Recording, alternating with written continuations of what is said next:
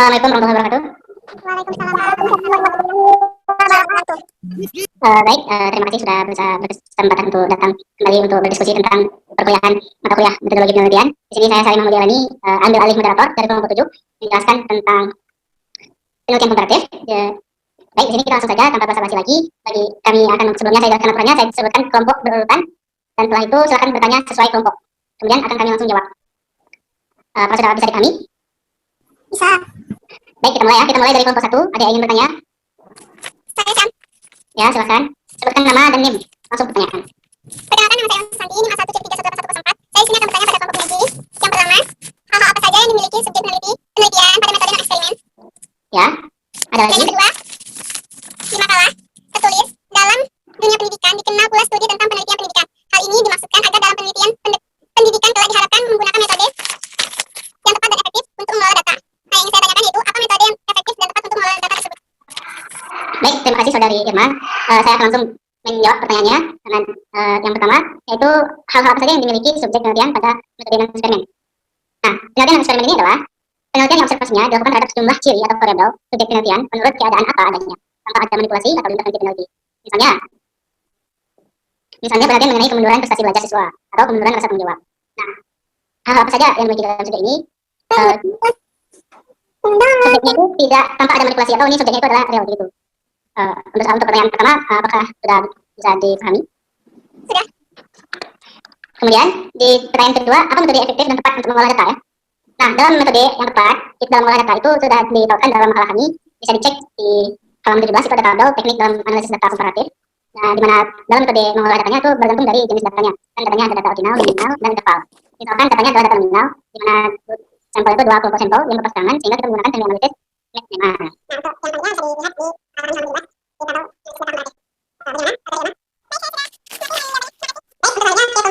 disebut komparatif. Silakan sebutkan nama, NIM, dan langsung pertanyaan. Baiklah, perkenalkan, nama saya Ulia Prilly, NIM A1C3187. Di sini saya ingin bertanya, yaitu yang pertama, kapan penelitian kausal komparatif digunakan? Jelaskan mengapa demikian. Yang kedua, teknik yang digunakan sebagai analisis dasar dalam penelitian komparatif yaitu apabila datanya berbentuk nominal, maka digunakan teknik statistik. Binomial C kuadrat 1 sampel. Tolong Anda jelaskan dari pernyataan tersebut dan bagaimana bentuk dari data yang digunakan itu. Berikan dalam contoh. Baik, akan saya langsung jawab. Pertanyaan dari kelompok 2 yang diajukan perwakilan oleh saudari Ulia. Pertanyaan pertama, kapan penelitian kausal komparatif digunakan? Dan jelaskan mengapa. Sebelumnya saya jelaskan kembali, penelitian kausal komparatif itu merupakan penelitian yang diarahkan untuk menyelidiki hubungan sebab akibat, berdasarkan pengamatan terhadap akibat yang terjadi dan mencari faktor yang menjadi penyebab melalui data yang dikumpulkan. Dalam penelitian ini, pendekatan dasarnya adalah dimulai dengan adanya perbedaan dua kelompok dan kemudian mencari faktor yang mungkin terjadi penyebab atau akibat dari perbedaan tersebut. Dalam hal ini ada unsur membandingkan antara dua atau lebih variabel. Ciri-ciri pokok penelitian kausal komparatif ini bersifat ex post facto, di mana artinya data dikumpulkan setelah semua kejadian yang dipersoalkan berlangsung atau telah berlalu. Jadi penelitian ini dilakukan terhadap datanya itu yang telah terjadi gitu, atau lalu data persoalan yang berupa terjadi. Sehingga penelitian ini mengambil satu atau lebih akibat sebagai dependent variable dan menguji data itu dengan menelusuri kembali ke masa lampau untuk mencari sebab akibat, sehingga hubungan dan maknanya dan cenderung mengandalkan data kuantitatif. Bagaimana untuk pertanyaan pertama, apakah jawabannya sudah memuaskan? Yes, Baik, selanjutnya kita melihat ke pertanyaan kedua, yaitu pada data nominal menggunakan binomial dan C kuadrat 1 sampel. Tolong jelaskan dari pernyataan tersebut dan bagaimana bentuk dari data yang digunakan itu dalam berupa contoh. Pada makalah kami bisa lihat di tabel teknik analisis data komparatif, di mana ini berisi tentang isinya dapat informasi apabila jenis datanya nominal atau ordinal ataupun interval. Teknik analisisnya seperti apa itu sudah disebutkan di sini. Yang tadi yang dijelaskan apabila datanya nominal pada dua kelompok sampel berpasangan kita menggunakan uji NEMA. Pada dua kelompok sampel independen kita menggunakan uji visual probability atau C-square dual sampel. Dan apabila data nominal yang ke kelompok sampel atau lebih dari dua yang berpasangan kita menggunakan uji Cochrane Q. Atau apabila datanya independen ke kelompok sampel yang lebih dari dua kelompok sampel, kita menggunakan uji C-square untuk sampel. Nah, dalam hal ini sudah dijelaskan ini apabila data nominal kita menggunakan C-square dua sampel apabila dua kelompok sampelnya independen. Kemudian pada contoh kita dapat melihat banyak sekali contoh. Misalnya kita di sini saya mendapatkan contoh dari instrumen tentang jurnal tentang instrumen untuk menjalin data interval nominal ordinal dan data tentang kondisi keadaan hal tertentu dan data untuk menjalin variabel ke kepribadian. Di sini datanya berbentuk data nominal dan dua kelompok sampel yang independen sehingga menggunakan C-square dua sampel. Kemudian harus digunakan C-square dua sampel. Dengan kesimpulan yang diperoleh, kita lihat contoh lainnya. Pada jurnal kecerdasan emosional siswa sekolah menengah pertama ditinjau dari faktor demografi. Saya kirimkan jurnalnya ke saudari Ulia. Nah, pada itu datanya juga merupakan data nominal dengan teknik pengumpulan data secara kuesioner. dengan 2 sampel independen, sehingga uji yang digunakan yaitu chi-square 2 sampel. Dengan kesimpulan, sesuai dengan hasil penelitian dan analisis data dapat disampaikan kesimpulan bahwa terdapat perbedaan signifikan kejelasan emosional siswa sekolah pertama ditinjau dari jenis kelamin. Agar lebih jelasnya bisa saudara Ulia baca jurnal yang saya kirimkan melalui chat Zoom. Itu. Baik, saudara Ulia, apakah sudah bisa dipahami? Sudah, Sam. Nah, untuk contoh yang untuk mempelajari lebih lengkap, silahkan diklik link jurnal yang saya kirim dan pelajari kembali. Terima kasih. Terima kasih, Sam. Baik, selanjutnya kita alihkan ke kelompok 3. Apakah ada yang ingin ditanyakan tentang penelitian komparatif? Oh, maaf, kita beralih ke kelompok 6. Kita beralih ke kelompok 6. Kelompok 6, apakah ada yang ingin ditanyakan tentang penelitian komparatif? Ya, ada, Sam. Baik, saya Nurul Izati Putri, NIM A1C31877. Kelompok 6 yang bertanya, yang pertama, kelas poin nomor 3 disebutkan pemilihan kelompok berbanding dengan mempertimbangkan karakteristik atau pengalaman yang membedakan kelompok harus jelas dan mendefinisikan secara operasional. Terus, masing-masing kelompok mewakili populasi yang berbeda, mengontrol variabel ekstra untuk membantu menjamin kesamaan kedua kelompok. Jadi yang ingin saya tanyakan itu, menurut kelompok saudara, bagaimana cara pemilihan kelompok yang tepat agar data yang dihasilkan relevan dan nanti dapat memenuhi persyaratan valid dan reliable? Lalu berikan contohnya menurut kelompok saudara. Lalu pertanyaan selanjutnya, pertanyaan kedua yaitu dalam penelitian komparatif dikatakan tidak ada kontrol terhadap variabel bebas sehingga peneliti tidak dapat mengatur kondisi ataupun manipulasi terhadap beberapa variabel. Jadi menurut kelompok saudara ini, bagaimana kita bisa kita sebagai peneliti yang menggunakan penelitian komparatif dapat mempertahankan hasil hubungan-hubungan kausal yang sudah ditemukan dan dapat mengajukan hipotesa saingan untuk membuat justifikasi terhadap kesimpulan-kesimpulan yang ditarik oleh si peneliti. Yang dari kelompok 6. Baik, terima kasih sudah bertanya saudari Nurul Izati. Yang menjawab pertanyaan dari kelompok 6 adalah dari saudara Wardah. Saya alihkan ke saudari Wardah. Dari Wardah. Ya, baiklah, terima kasih, Sam. Saya akan mencoba menjawab pertanyaan dari saudari Iza. Bentar. Bagaimana cara kita mengontrol variabel ekstra untuk membantu menjamin kesamaan kedua kelompok? Nah, dan bagaimana cara pemilihan kelompok yang tepat agar data yang dihasilkan relevan dan nanti dapat memenuhi persyaratan valid dan reliable? Menurut saya, penelitian kausal komparatif yaitu penelitian yang berusaha untuk menentukan penyebab atau alasan mengapa terdapat perbedaan pada tingkah laku atau status suatu kelompok maupun individual. Nah, penelitian kausal komparatif ini sebenarnya tidak memanipulasi variabel bebas yang diduga sebagai penyebabnya, sedangkan pada penelitian eksperimen melakukan manipulasi. Nah, kelompok-kelompok yang diteliti pada penelitian ini memang telah mempunyai beberapa perbedaan, dan perbedaan tersebut tidak dibuat oleh si peneliti. Nah, variabel bebas pada penelitian kausal komparatif yaitu variabel yang tidak bisa dimanipulasi. Contohnya, status, sosial, ekonomi. Yang seharusnya tidak dimanipulasi itu contohnya banyaknya jenis minuman miras yang diminum atau yang biasanya tidak dapat dimanipulasi. Akan tetapi bisa dimanipulasi. Nah, untuk pertanyaan selanjutnya, ini adalah pertanyaan nomor 1 dari saudari Ida. Dalam teknis pengujiannya, uji validitas menggunakan korelasi. Nah, mengapa demikian? Korelasi menandakan bahwa terdapat hubungan antara satu variabel dan variabel lainnya. Artinya, jika semua variabel pengamatan memiliki korelasi yang baik, menandakan bahwa kuesioner yang disusun memiliki komprehensif dan topik yang lebih spesifik. Hal ini akan membantu si peneliti untuk mampu membahas persoalan atau topik yang diangkat secara mendetail, karena antar variabel yang saling mendukung. Nah, berbeda halnya jika ternyata sebagian besar variabel tersebut tidak memiliki korelasi. Nah, bisa diartikan bahwa topiknya terlalu melebar dan sulit bagi peneliti nantinya untuk menyusun narasi suatu variabel dan variabel lainnya. Sekian, moderator. Bagaimana saudari Iza? Apakah bisa dipahami jawaban dari saudari Wardah? Baik, terima kasih kepada saudari Wardah Pujana yang sudah menjawab pertanyaan saya. Baik, terima kasih saudari Iza. Selanjutnya kami alihkan ke kelompok 5. Apakah ada yang ingin ditanyakan? Kelompok 5.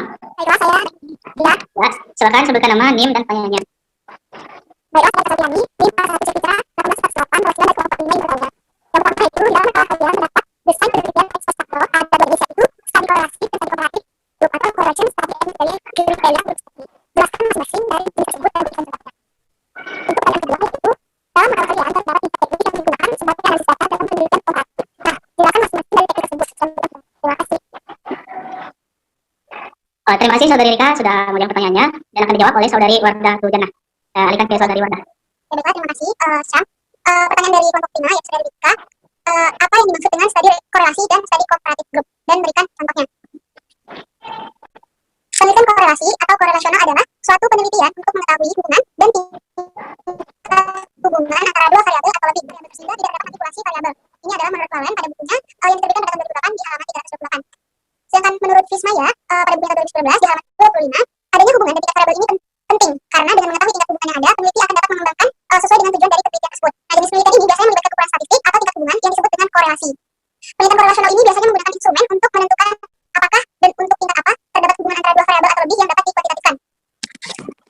Nah, untuk contohnya penelitian sejenis ini cocok dilakukan bila variabel-variabel yang diteliti rumit atau tidak dapat diteliti dengan metode eksperimental atau tidak dapat dimanipulasi. Nah, untuk penelitian komparatif itu sendiri artinya adalah penelitian yang bersifat membandingkan. Penelitian ini dilakukan untuk membandingkan kesamaan atau perbedaan atau lebih fakta-fakta dan sifat suatu objek yang diteliti berdasarkan kerangka pemikiran tertentu. Nah, pada penelitian ini variabelnya masih mandiri, tetapi untuk sampel yang lebih dari satu atau dalam waktu yang berbeda.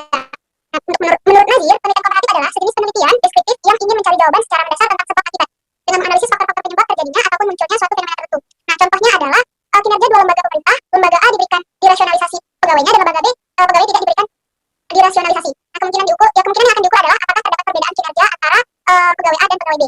Gitu. Untuk jawaban nomor 1. Nah, untuk pertanyaan nomor 3.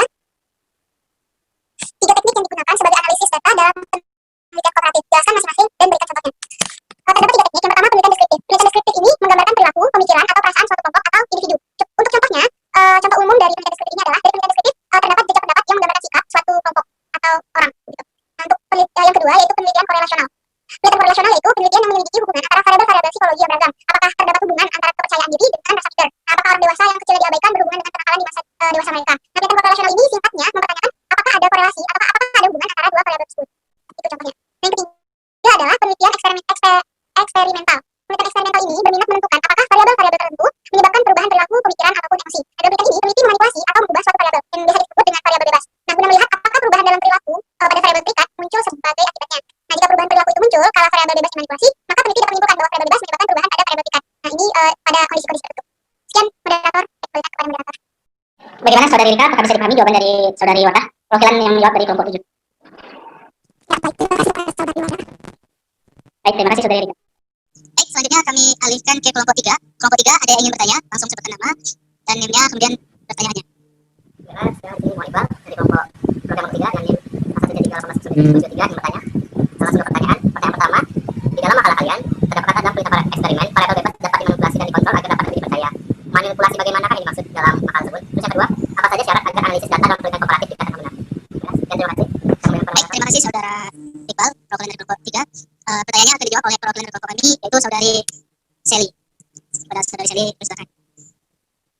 Baiklah, saya akan menjawab pertanyaan dari saudara Iqbal, perwakilan dari kelompok 3, yaitu apa sih di dalam makalah kalian dalam penelitian eksperimen variabel bebas dapat dimanipulasi dan dikontrol agar dapat lebih dipercaya. Manipulasi, bagaimana yang dimaksud? Sebenarnya kita harus mengetahui dulu apa yang itu penelitian komparatif. Nah, pengaruh manipulasi variabel bebas terhadap variabel terikat diamati. Jadi penelitian eksperimen ini ada dua variabel bebas, yaitu yang dimanipulasi atau yang dapat diubah oleh peneliti. Sedang variabel terikat yaitu variabel di mana akibat perubahan itu diamati. Sebenarnya tidak dimanipulasi, tetapi misalnya kita beri contoh pada suatu metode pembelajaran terhadap hasil belajar, maka peneliti memanipulasi metode pembelajaran variabel bebas dengan metode yang berbeda-beda untuk mengetahui pengaruhnya terhadap hasil belajar. Seperti contohnya kita mengobservasi suatu sekolah, nah pasti kita tidak akan melakukan satu metode saja, tetapi kita akan memberi suatu metode yang berubah-ubah. Nah, itu yang dianggap itu yang dimaksud dalam memanipulasi variabel bebas. Baiklah. Kepada Saudara Iqbal, apakah bisa dipahami? Baik, bisa dipahami. Nah, baiklah, terima kasih. Ada lagi yang ingin ditanyakan, Saudara Iqbal? Yang kedua itu apa saja syarat agar analisis dalam maksudnya agar analisis data dalam penelitian komparatif dapat dikatakan benar?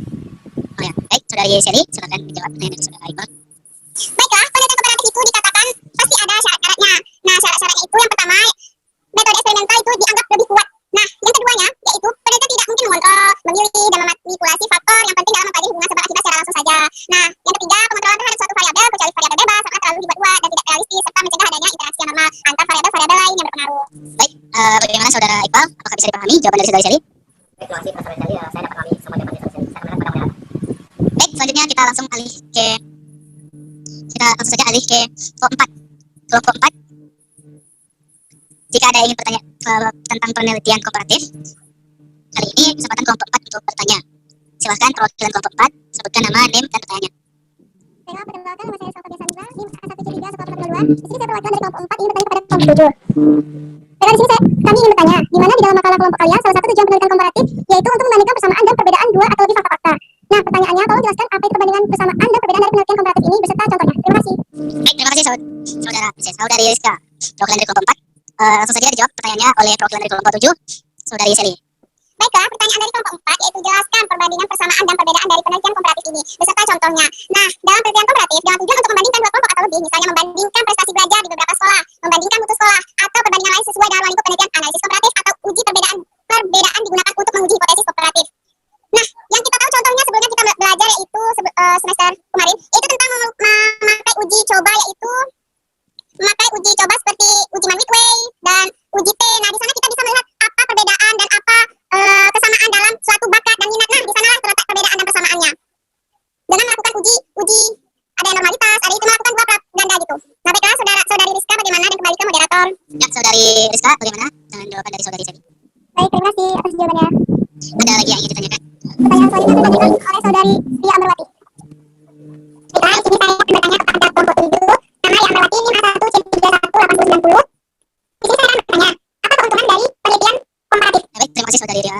Selanjutnya akan dijawab oleh saudari Sally, perwakilan dari kelompok 7. Kepada saudari Sally dipersilakan. Baiklah, di sini saya akan menjawab pertanyaan dari saudari Ambar, yaitu pertanyaannya yaitu kelebihan metode penelitian komparatif kuantitatif. Nah, pertama, penelitian ini dimanfaatkan untuk penelitian yang tidak dapat dilakukan dengan metode eksperimen. Kedua, metode ini menghasilkan suatu informasi yang bermanfaat tentang hakikat fenomena.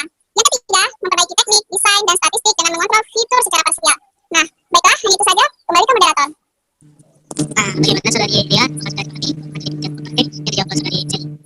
Baik, terima kasih atas jawaban dari Mas Sally. Baik, terima kasih sudah semua kelompok sudah mengajukan pertanyaan dan semua sudah bisa menjawab dengan baik. Bila ada kesalahan, kami minta maaf. Terima kasih sudah menghadiri diskusi kita kali ini tentang penelitian komparatif. Saya sebagai moderator mengucapkan